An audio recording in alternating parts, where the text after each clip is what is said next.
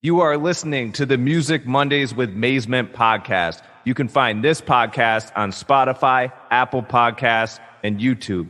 For more information, go to musicmondayspodcast.com. In this episode, we are going to get into the latest news as well as introduce an all-new artist and an all-new artist on call. And then we will close out today's episode to get you started on a positive note on this summer day. Here it is.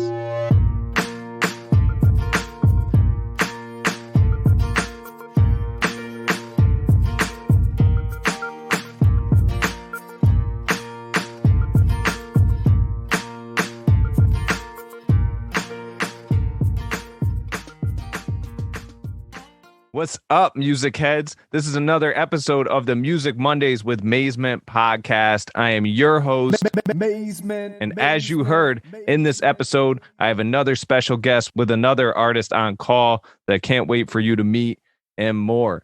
But before any of that, let's get into a fact. Music Mondays, music facts. The first rock era in Cyprus began a few years after the war in 1974. Music Mondays, music facts. I'm sure you heard if you're a hip-hop fan. It was pretty sad to hear, but Biz Markie died. The New York Times labeled him as an innovative yet proudly goofy rapper, and that's pretty much the best description for him. Known for his song called Just a Friend. He had been diagnosed with type 2 diabetes in his 40s, but I'm not sure if anything has been released on the death or anything, or the cause of death or whatever, but he was only 57. So rest in peace, Biz Markie.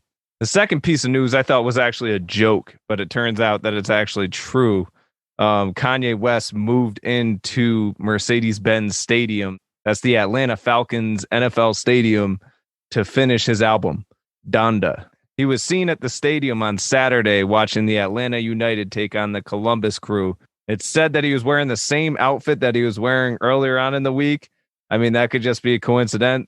You know, that's not a big deal, but the rumor has it that he has a chef there that's actually making him his meals, and that he actually formed a little studio there. I actually don't know how true any of this is, but I did find it on one of the sites I found. It was Hot New Hip Hop. They have it, so check it out. It's pretty funny. I guess musicians need all sorts of inspiration they can find, and this is how Kanye is doing his. I can't wait to hear what this music is going to sound like if it was actually recorded in a studio at Mercedes-Benz Stadium.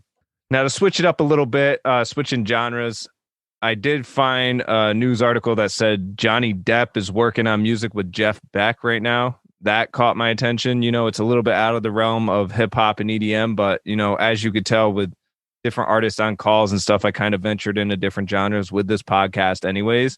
But I thought that was interesting. A lot of people don't realize Johnny Depp is a musician other than acting. I mean, what else do you need to be besides a great actor? I guess if you're Johnny Depp, you can do it all. But yeah, a lot of people don't realize he is part of the band Hollywood Vampires, and he did team up with Jeff Beck to work on, I believe, at least a project for Jeff Beck's upcoming album that he's working on. So stay tuned for that. Now, hip-hop fans, if you're mad I'm talking about rock music or other genres, I mean, the news that this is competing with is like Lil Uzi Vert bought a planet bigger than Jupiter. I mean, is that really like big news? I feel like that's like one of those things like when you're in third grade and you're learning about astronomy or something, and they're like, oh, you could actually have this star. Like you go to like the space museum or whatever in school, and they're like, oh, here's a star, you can name it, that's your star. I feel like it's one of those things, and since it's Lil Uzi Vert and he's actually relevant, that he might have went to a space museum, picked out a planet, and now it's big news. But either way, I actually think there's actually a couple $100,000 involved with this planet, like purchasing it or whatever. I find it completely pointless. I mean, I think it's like hearsay. I hope the money got donated to something special, you know, like at least like some space research program or something, because that's just absolutely ridiculous. 2 episodes ago, you heard about my new group, Release Duo. So everything is going as planned besides the release date. So we did hint that something was coming in July. Here we are at the end of July. Nothing came out. This is why. We are switching up the project. You will hear something by early October. Whether it's the release date is coming next week or something, you're going to hear something by early October. And as of right now, we're thinking it's going to be a single, and you're going to hear more music throughout the winter this year in 2021. This new music is a different style than I've ever recorded before. You've never heard me with the sound that I provide in this group. So I can't wait for you to hear it. It's actually killing me not to just share it with you right now on this episode. If you're already subscribed to getting the emails, you're probably going to hear news or the music before anybody else hears it. So shoot me an email, musicmondays@mazement.co. Otherwise, contact me on Facebook or whatever and let me know that you want to be a part of the mailing list to hear the music before anybody else, because this group is something that you haven't heard from me before. I mean, this is better than anything I've done. I actually, at this point, in my head, I'm not even thinking about anything I've released in the past because this is so much different. So that's coming soon. I've actually been working on that quite a bit. So like I said, can't wait to show you that. And as you can tell, episodes so far have been ranging. I've had like Rob Swift on last episode. Nerdy G, was featured in a new Rise Up exclusive segment the episode before that. And then obviously the artists on calls are pretty consistent throughout every episode as well. So I'm going to be switching it up as much as I can. And if you've been listening to each episode, you would see that in each artist on call, I'm introducing a different kind of artist. None of the two are the same, especially, episode after episode. And today's artist on call is a perfect example of that. He's a musician, producer, singer, songwriter from Cyprus. So we're going to get into his story, what motivates him as a musician, hear the music that he creates, and then we're going to close out today's episode. So without further ado, here it is, an all-new artist on call. Artist on call. Artist on call. What's going on, man? Well, not much, man. It's good to be here. It's good to be with you on the podcast. No, I appreciate you coming on, man, and I can't wait to introduce everybody to you and hear your story myself. I've heard your music and I'm impressed by it. And I couldn't wait to have you on. So before anything, I gotta let people know where you are right now. Because everybody's so used to. I mean, we've had an artist from Brazil, we've had an artist from France. But now we have KAIS, that's KAIS, from Cyprus. I'm in Cyprus. I am based in Cyprus at the moment. This is an island in the Mediterranean Sea, just southeast of Italy. It's the third largest island by area after Sicily and Sardinia, but by far the coolest. Well, the one thing I will say is when you say it's an island in the Mediterranean, when you look on a map, Cyprus is literally in the middle. It's an island right in the middle. Yeah, true. It's more to the east of the Mediterranean Sea. Right. But yeah, no, I mean, it's great. I mean, it's like, it's one of those like fun, cool, beach vibe islands where, you can walk out in like shorts and, bikinis and no one's going to ask you any questions. And, that's a blessing to have, for me, having grown up in Jordan as well, you don't get that sort of, you don't get those opportunities as often. But I have lived all over the place as well. Like I grew up in Canada, I've lived in London and Switzerland, and now I'm based here. So yeah, I own a music studio here in Cyprus. Speaking of which, you've been everywhere. You've been living in London, like you said, Jordan. Now, you even had like opportunities to perform in the US, like at South by Southwest. And like, obviously certain things prohibit you from doing that. But like, tell me about how bummed out you were. Like, I mean, obviously we don't want to talk about the negatives here, but like I was putting myself in your shoes when I heard that, and I was like, damn, if he got invited to South by Southwest and couldn't perform there just because of visa issues or whatever, that sucks. Yeah, that came out of nowhere, to be honest. Like we didn't expect Trump to impose that law, that visa, that P2 visa or whatever it was at the time. I'm not sure if it's been canceled or whether it's still there, but yeah, like it was just a bummer because my band and I were planning on flying down to Austin and but we had to get sponsored, like legit sponsored by someone. And it didn't work out that way for that visa. So just things didn't line up, to be honest.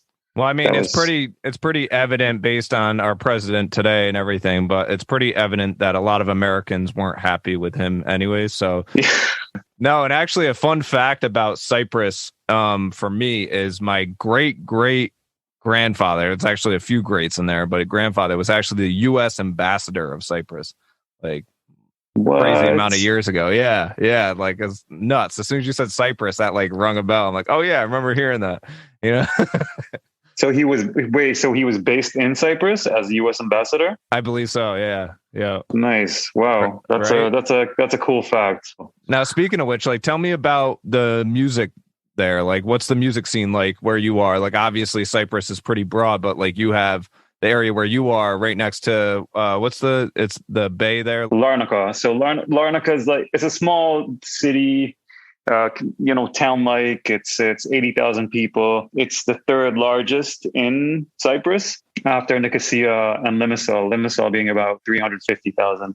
Cyprus in total is like 1.3 million people. And if you weren't aware, it's divided into two: the Greek side in the south and the north side, which is the Turkish side. So the Turks had invaded the north side back in the 70s, and it doesn't belong to the Greek Cypriots anymore. So yeah, we live in the southern side of the island, which is part of the EU. It's like a European Union country. But Larnaca is the city I'm in. I like it because it's very close to the airport. It's a 15-minute drive to the airport. You always see the planes land from the seafront. It's nice and intimate. It kind of has everything you need. Like the equivalent of like Canadian Tires. Like huge dollar stores. Whatever you're looking for, man, like furniture, lighting fixtures, the list goes on, you know what I'm saying? And now there's an awesome music studio, which belongs to me. So yeah, the music scene though, it's kind of limited, but I'd say it's more rock oriented. And it's sort of like almost back in time. It's like almost in the 80s, like it's almost in the 70s, 80s, like even the 90s. Like I feel like they haven't sort of stepped out of that era yet, but it's not like there aren't musicians or like independent artists that are producing like more modern, like electronic sort of productions. Like it's not like there are a few here and there, and there's a lot of talented musicians throughout Cyprus, very, very talented musicians that have the required knowledge and skill set to be able to, make awesome music. But you like as a music studio and as a producer, sound engineer, I just feel like it's all about like bringing them together and like making something, like formulating whatever you feel like. But you can sort of mix and match different musicians to kind of like create something awesome, because and with like a background in electronic music production and a knowledge of like DAWs and native instruments and everything that goes with that, like you can definitely create some awesome stuff. And everybody's online these days and like watching YouTube tutorials and whatnot, so the knowledge is passed down through the internet now. And I don't even think it's a bad thing that the genres or, that the music scene seems to be stuck back in, 70s, 80s, 90s, that area. Because if you think about it, like rock and roll, I mean, for me, I grew up in the 90s. So like rock and roll back in the 90s was dope, like that was for crazy sure amount of bands. Definitely. And 70s and 80s is obviously the highlight there, so yeah, keep that going. Led Zeppelin, Pink Floyd, right. Like this 60s for Jimmy. Like it was good times. Like there's no complaining for sure. You got awesome instrumentalists out here. I can attest to that, like for real. That's sick. So Definitely. what age did you get into music yourself? Like what really, I mean, it's kind of a two-part question. What age and like what kind of inspired you to choose music? I started playing piano when I was 10. That at the time was kind of imposed on me. Like my mom sort of put me in piano, just, like as any parent would, with their kids, just to see if that's something they'd like or not. And piano was nice. I enjoyed it, but just my teacher wasn't the best. Like he just didn't know how how to really inspire me. I sort of left piano and got into guitar at the age of 13. And that's where I started, like, so that's where the glue kind of stuck, because I really liked guitar and my teacher was awesome. And that's where I started like exploring music and just being more interested in like what, the music industry had to offer at the time. I mean, back then it was like LimeWire and like all of those platforms, because exactly. Yeah. Napster, but I mean, yeah, of course, like we were all illegally downloading, a load of tunes, but we were kind of all on the same wavelength about what was cool and what wasn't, like, I'm not sure how old you are, but I'm like 32. So I was kind of in the Three Doors Down, Linkin Park, Creed, kind of gang. See, for me, I'm right behind you. I'm 31, and I was Smashing Pumpkins, Foo Fighters, like same type of thing. Yeah. Lincoln, like Mike Shinoda was one of my biggest influences. For sure, man, definitely. And then you get the other, the more indie rock kind of artists that emerged during that era. Coldplay, Fink, like Oasis, like all those, they're legends, and they still are to this day. Yeah, I say Foo Fighters, but it's really Nirvana and then Foo Fighters. It's like for sure. It's like I'm like saying Foo Fighters as if that's like the original form. So yeah, like basically, I started writing when I was 15. Just by myself on acoustic guitar in my room, like, with whatever, tools I had. We didn't have like digital audio workspaces at the time, or I didn't have one. I just didn't know how to use it.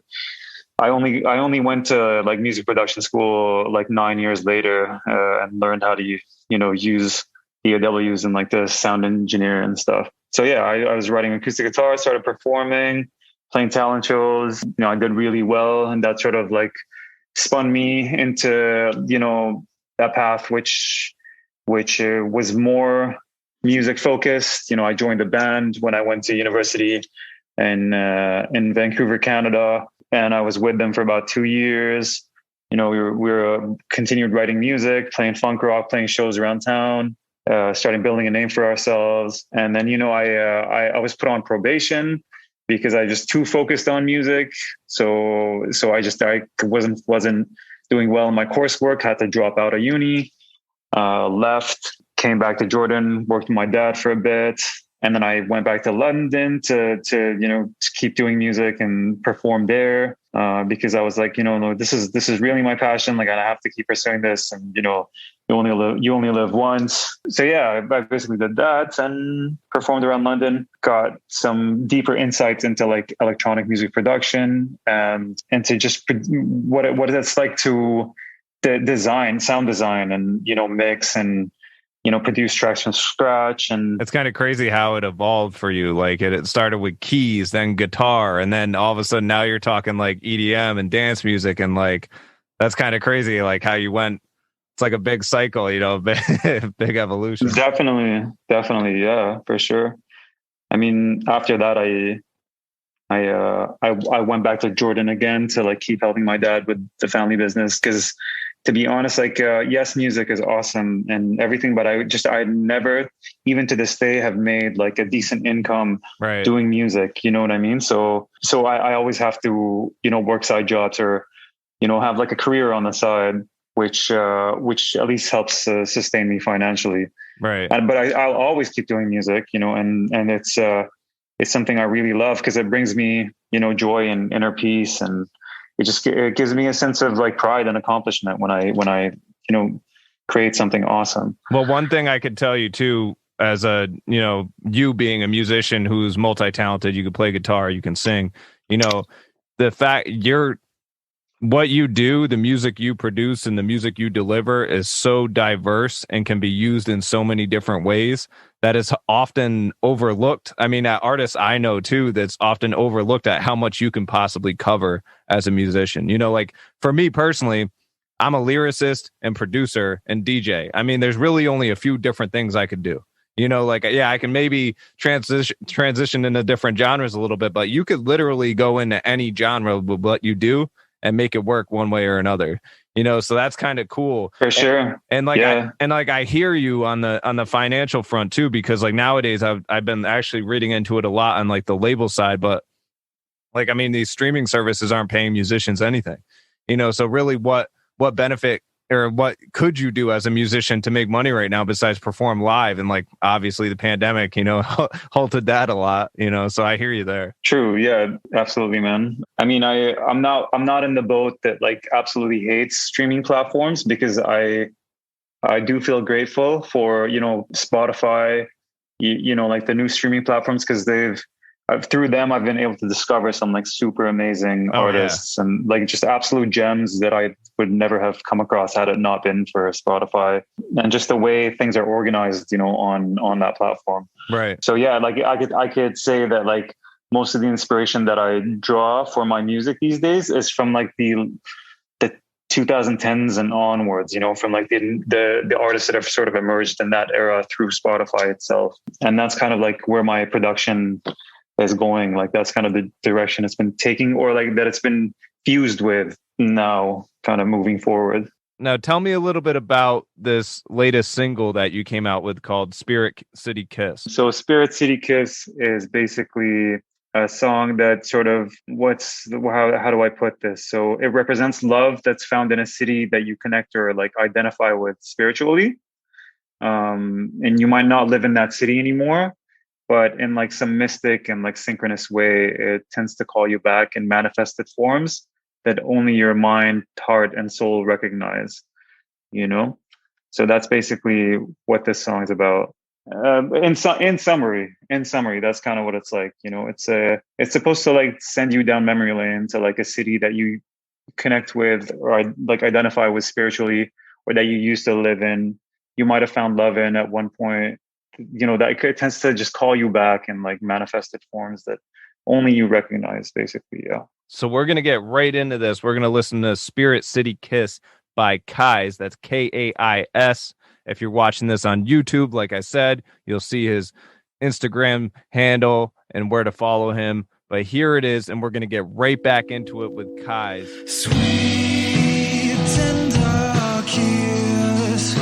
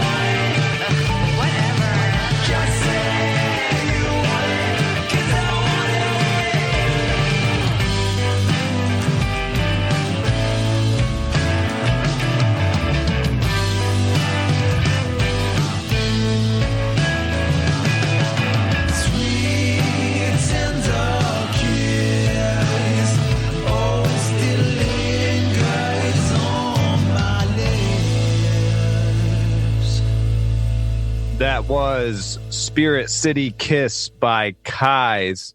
You can follow him on Instagram at KAIS Official. That's KAIS Official. Also find him on Facebook at the same handle. You can also go to kaisofficial.com. Now, that song was dope, dude. And I totally get the retro vibe that like you're talking about, like, is there in Cyprus. You know, I could totally hear it on that song right there. Like, there was so many retro elements and it was catchy as hell.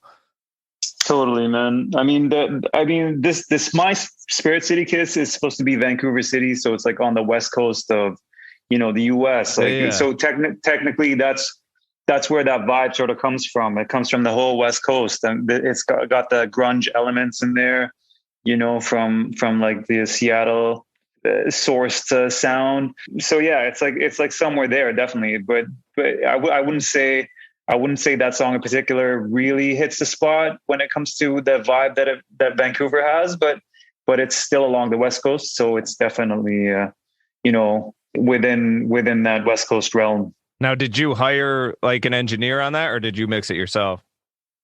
Oh no, it's me and a buddy that do the mixing together. He's basically my colleague at the studio. We do the mixing ourselves. Yeah. Well, when you went to Point Blank Music School and you graduated from there, is that where you really learned like engineering and everything at its fullest, or is that like what? Yeah. Yeah, Definitely. That's where we were taught all of the basics and the intricacies of music production, composition, sound engineering, even singing, DJing actually as well. Sound design, and there were different modules. Music business was a course as well that we did. So yeah, it was all super helpful, and I met some really awesome people. Now that there's so many different ways for musicians to learn different things, whether it's through internships or through online courses on YouTube or anything, would you recommend the way that you learn through Point Blank Music to any other musician, or do you think that there's alternatives that are better? Yeah, I do recommend it, to be quite honest with you, because like sometimes there are certain questions that you just cannot find the answers for on, like, say, YouTube, because like yes, YouTube is like really detailed. You get like people filming themselves, like working on a digital audio workface, showing you how things are done, but it's just not enough to go into like the super detailed questions that you sometimes just cannot find an answer for unless you have like an instructor in the room to point out, exactly what to do. Right. No, absolutely. Obviously, going to Point Blank and everything, and, playing in music, traveling, the world, technically performing and playing with your band led you up to the point to open up Hot Soap Studios. Now, how did that process go? Did you find like an empty space and you're like, all right, let's get to work? Or was it like an ongoing for a while you were building into that? So yeah, basically, my family started coming to Cyprus about 7-8 years ago to sort of branch out of like the Middle East and find some kind of like a footing within Europe itself, which was at least in proximity to Jordan, because it's just like an hour flight away. So that's the convenience of being here, because at least we can, be in both places at once and sort of juggle what we have to do in both places at once. The music studio started out like right at the beginning of our move here, because we found this house that looked really charming. It was like a 1970s abandoned house, just in like a really quiet neighborhood, 15 minutes from the beachfront. We said, hey, like, why not do something with this space? It's asking for someone to like take it over. Like, and we just felt a calling, like to, purchase the house and turn it into like a full on music studio. And that process took about 2.5 to 3 years. But it was a very well done job, with an architect that we know here locally. He's never built a music studio before, but he researched, what it takes to make one. And we did work with an acoustic engineer that did the layering within the walls and stuff. It was an awesome result. We're super happy with the studio, and there's like, I really can't complain about, anything to do with the space. He did. I mean, he did an incredible job for not having any prior experience.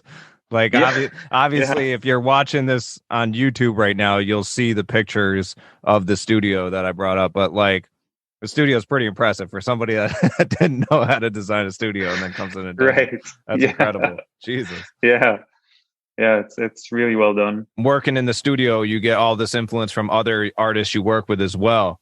But like, what would be your main element of focus when you're, working on music like this? Are you trying to make the vocals stand out more? Or you're trying to get like the certain instruments to stand out more? Like, what's your focus? It's like vocals. I have to say, like my tunes are very vocally driven. But when it comes to actually writing tunes, I tend to write the melody first and then find the lyrics and write the top line vocals that come after. I don't know. It's kind of like a push and pull between the melody itself and the vocal top line. But it's whatever sounds good at the end of the day. Like that's whatever sounds sonically correct. Yeah, That's kind of how we work. Well, as an award-winning songwriter, do you ever find yourself like pressured by like the mainstream to make like a hit, or do you just kind of go to the drawing board when you get an idea and just see how it goes? Not in particular. Like I draw inspiration from my personal experience, and I like making musicians' music. It's for me. It's not really about making the regurgitated music that sounds like karate chops in a cheese factory. It's like you walk into an H&M and you hear God knows who, and it's like it feels like it's designed to just make you shop faster, right? And that's not the kind of music that I want to be making, man. Like, right? No, for sure not. Well, and that's pretty much the definition of what you'll hear on the radio nowadays. Like, it's like, at least in the US, it's that karate chop music. Which is why I don't even listen to the radio anymore. Like I will every once in a while, but it's very specific shows that I listen to, like Annie Mac and on BBC Radio 1. Like, I love her. She's one of my inspirations, and that's pretty much it. And I do just find my inspiration through Spotify and like streaming platforms. Well, being a fan of BBC Radio, it must have been pretty big for you to get offered an interview on there when you did as well. Definitely, man. Definitely. That was awesome. And like a super huge ego boost. Oh yeah. Seriously. For what it was. It was BBC Radio London, which is, you could say, the third largest in the UK after Radio 2 and Radio 1. So yeah, the BBC's basically. And that was with Robert Elms, who's like a really well-known host on BBC Radio London, who's been with them for many, many years. And it was very brief, but we went into depth on like one of the songs that was chosen for broadcast. And we spoke, like very briefly about, my history as a musician and what my connection was to London, basically, as a city, because that's the only way you would be eligible to apply, is right, to have had some kind of like a connection to the city, or if you currently have one. And I luckily met the credentials for that. No, that's dope, dude. So, and people could find that interview on YouTube? No, but it's on SoundCloud. Oh, okay. So check it out on SoundCloud. It's KAIS interview with Robert Elms on BBC Radio. Now, is there a direct link on your site or anything where they could find that? Or if my site can link you to my SoundCloud if you just click on the SoundCloud icon on the top left. Dope. So check out KAIS Official. That's KAIS official.com to find that link and check that interview out. Touching back on the studio a little bit, because one topic I never really cover on this podcast that much, because I don't often have, an engineer on here, a producer, an art, everything all in one, to talk about these kind of things with. But one thing I'm always intrigued by is like what different plugins, what different software other producers, other artists are using nowadays. Now, like for me, I'm a Logic user. I started out as a Pro Tools user. And then I kind of just, I don't know if it's necessarily say grew out of it, but I just kind of moved out of it into Logic. I felt like it was a more user-friendly interface for me. And I guess the feedback I got from it was just a lot better. Now, what about you? Like, what DAW do you usually stick to? I really like Logic. Like I've used Logic extensively, but the one that we use at the studio is basically Cubase. We use Cubase at the studio. I'm not the guy behind the console, but I direct what goes on, on the screen with my colleague Andreas. So, he pushes the buttons, he does the adjustments, and like I basically supervise that, that workflow. So you're more like you're more the producer, he's more the engineer technically. We work in tandem. We work in tandem on both, but because basically he's the manager and the sound engineer at the studio. Oh, dope. I'm the director and the owner, but I do have, the background, the knowledge in sound engineering and music production. So I know exactly what he's doing, while he's working. But it's not me pushing the buttons and, doing all the clicks. Do you ever mess with like Isotope or any of that stuff? Yeah. I mean, Isotope's one of them.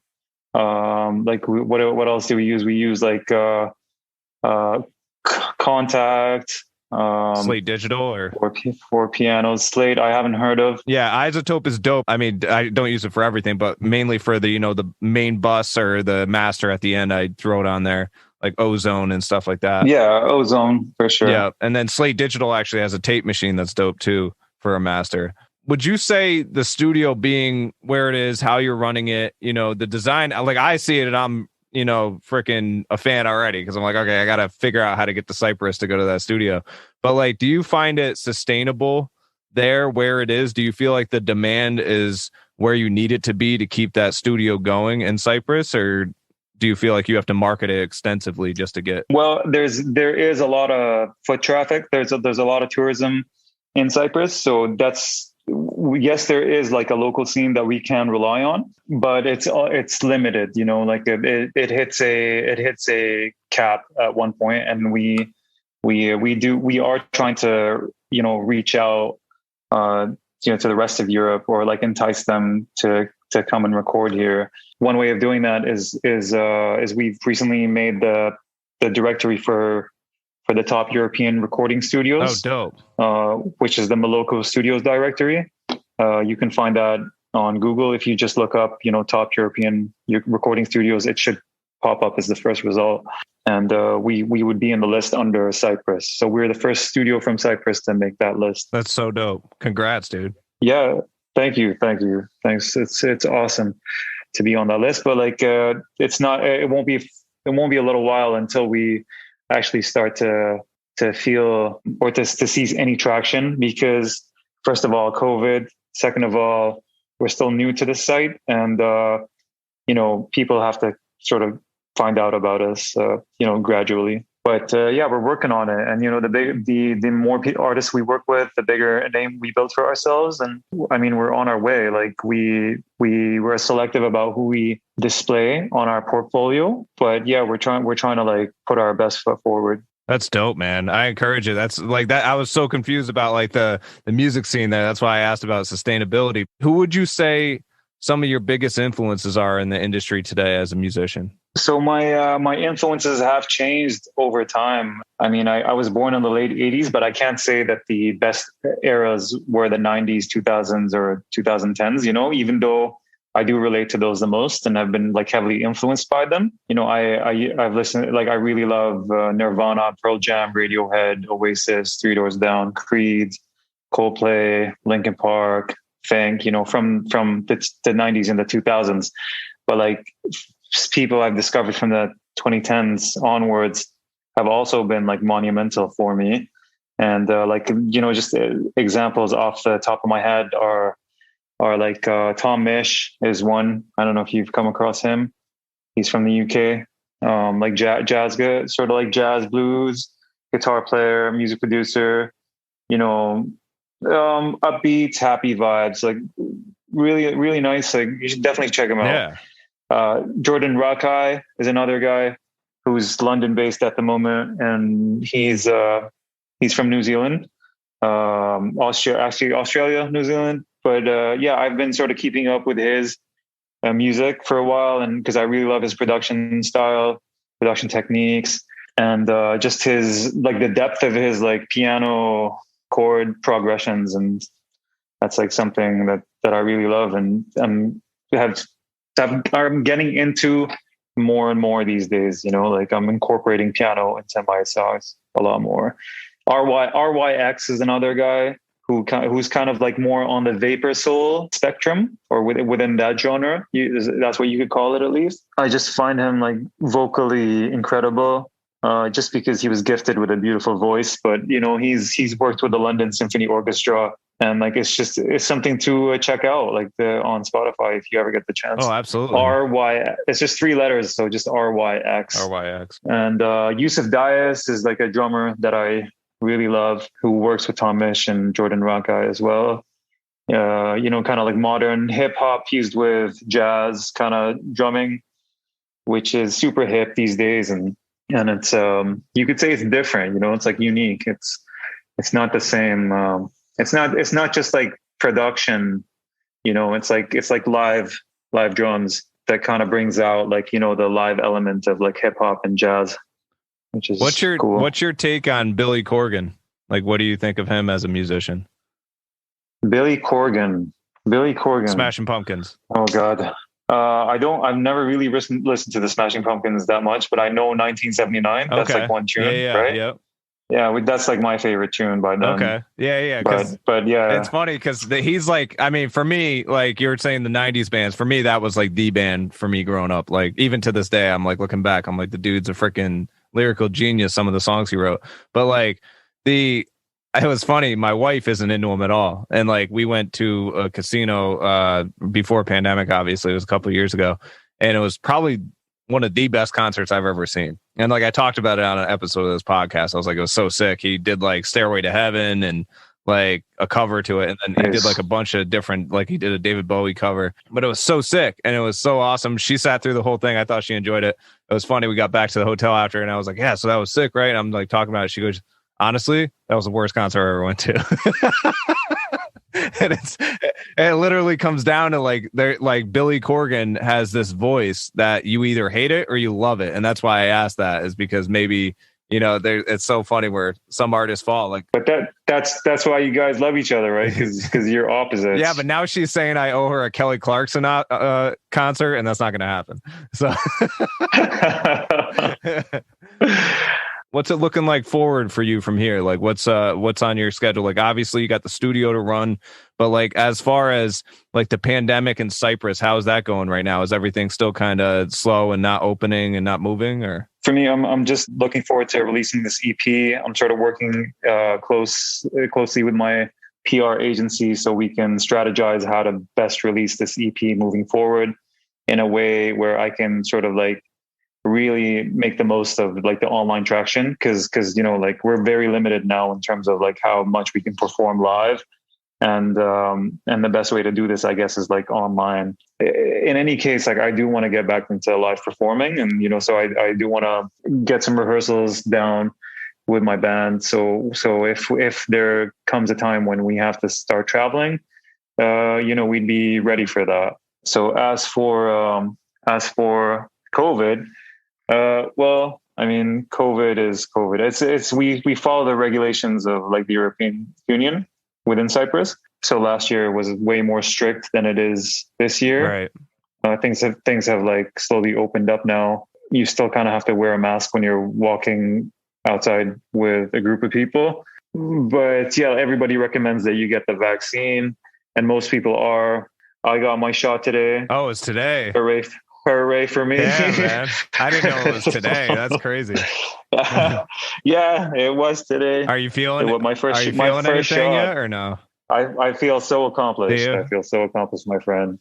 See, for me, the night of, I was like, I got super tired and like achy, and that was it. And that I was good after that. I fell asleep, woke up the next day, felt like $1 million. I was fine. Well, what I was told is you start feeling the symptoms the next day. Oh, okay, that too. Or most people do. Yeah, I hear that too. Yeah, nothing so far. I mean, I felt kind of sweaty walking up the stairs. Yep. Nothing beyond that, like just a little bit of numbness and where the jab was on my arm. Oh yeah, the arm. Sometimes, like I've heard some people feeling like their arm is falling off like the next day, like it hurts so bad. I don't know if like people exaggerate or like if it's true. Right. You know, someone I know said like she took the vaccine and like the next day she was like crawling to the bathroom and like for real, like that's not encouraging at all. Right. Like, yeah, I definitely want to go get this then. You know, like the biggest thing I remember, and the only reason I know this is because it happened like through a few family members, is staying hydrated, like overhydrating. Like today, now that you got it, like make sure you just drink a load of water and you won't have as many of sure. Like that's the biggest thing. It's like such a common thing, but like a lot of people don't think about it, you know? That's what I'm doing right now. And it's in combination with vitamin C. Yeah. As you can see. So that's it. That's all you're going to need to do. I mean, I drink like 64 a day. So I guess I'm like drinking this thing, but you might have been wondering what that was because it was yellow. Yeah. But yeah, I'm like, this dude's got some, it's vitamin C. This dude's got some concoction to keep him alive over there. To close this out, if there was one thing about KAIS that people would be surprised to hear, what would it be? Is it a hobby of yours? Is it something, an instrument you play? Is there one thing that you could share with people that people would be surprised to hear? One thing that people would be surprised to hear, I skydive. I mean, like on a regular? No, but like I do have my AFF certificate, so I can skydive solo. Damn. And that's something I'm super Jesus, proud of. That is freaking crazy. Yeah, man. I will go skydiving at some point. Haven't decided when I'm going to do it, but I'm going to do it at some point. It's on my list. I just got to do it, get it over with. Yeah, no, I appreciate you coming on, man. And if anybody is looking for KAIS, you can find him on Instagram, like I said, at KAIS Official, KAIS Official. You could also find him on Facebook, same handle. And you can also find him at KAISofficial.com. Thanks for coming on, man. And I can't wait to hear more from you soon. Thanks. I'm super honored to be on this podcast, man. And like, it was really nice to meet you. And let's stay in touch because, I mean, this is what the music industry is about, right? It's about remaining connected. Absolutely, man. KAIS is the man. Make sure you go listen to his music. There's plenty more to offer than what you just heard. And if you're in the Cyprus area and want to go skydiving, hit him up. But like I said in the beginning of the episode, we're going to close out today's episode right after the artist on call. I haven't been listening to so much lately besides like mixed references. So I can't really, tell you, oh, this one was good. This one was good. But next episode, I'll work on getting you a release fee so you can hear the latest and greatest of what I picked out. But other than that, I hope you are having a great summer. Hope everybody's staying happy and healthy. Don't hesitate to reach out. Music Mondays at mazement.co or hit me up on any of the socials. And until next episode.